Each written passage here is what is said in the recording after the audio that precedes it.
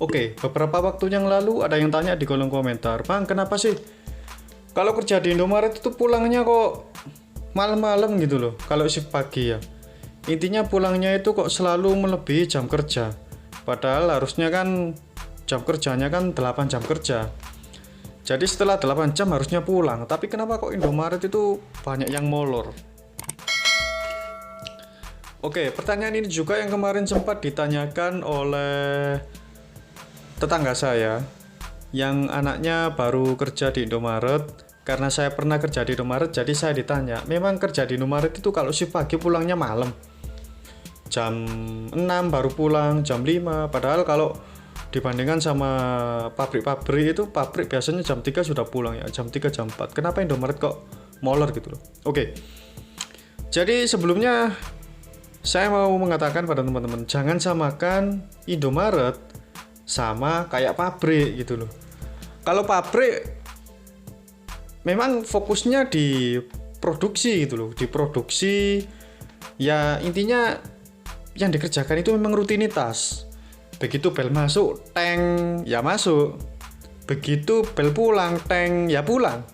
Pekerjaan ditinggalkan. Nah, sedangkan di Indomaret itu bergerak di bidang pelayanan. Saya yakin bekerja dimanapun yang bergerak di bidang pelayanan itu pulangnya juga bisa jadi melebihi jam kerja ya, seperti di bank, kemudian di toko-toko selain Indomaret itu saya yakin juga jam pulangnya itu lebih dari 8 jam kerja. Kenapa? Karena selain kita harus melayani customer, kita juga punya pekerjaan yang harus kita selesaikan gitu loh. Ada pekerjaan harian, ada pekerjaan mingguan, ada pekerjaan bulanan, ya. Kalau kita benar-benar tahu dan punya planning sebelum kerja, ya, kita pasti tidak akan melebihi jam kerja. Jadi kita harus tahu nih, mana pekerjaan yang prioritas, mana yang bisa ditunda terlebih dahulu, ya. Sama halnya ketika kita bekerja di Indomaret, kita harus tahu pekerjaan yang prioritas dan pekerjaan yang bisa ditunda kemudian bisa dikerjakan di lain hari. Misalkan kalau yang tidak bisa ditunda itu ya melayani customer ya. Kalau melayani customer itu sudah pasti nggak bisa ditunda gitu. Apalagi kalau kita kerja di toko Indomaret yang ramai gitu. Kita fokus melayani customer. Sedangkan di sisi lain kita harus mengerjakan juga tugas-tugas kita, tugas harian kita, tugas mingguan kita yang baru bisa kita kerjakan pada saat shift 2 datang. Begitu shift 2 datang, akhirnya yang melayani konsumen kan yang shift 2. Lah kita mengerjakan pekerjaan utama kita.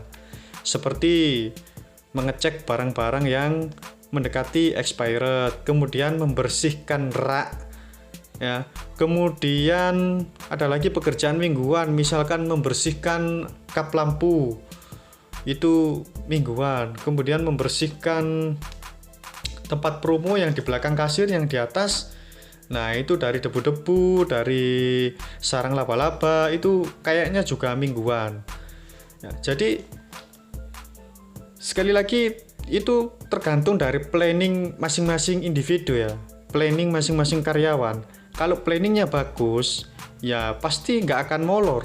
Kalaupun molor, molornya juga tidak terlalu molor gitu loh. Lah,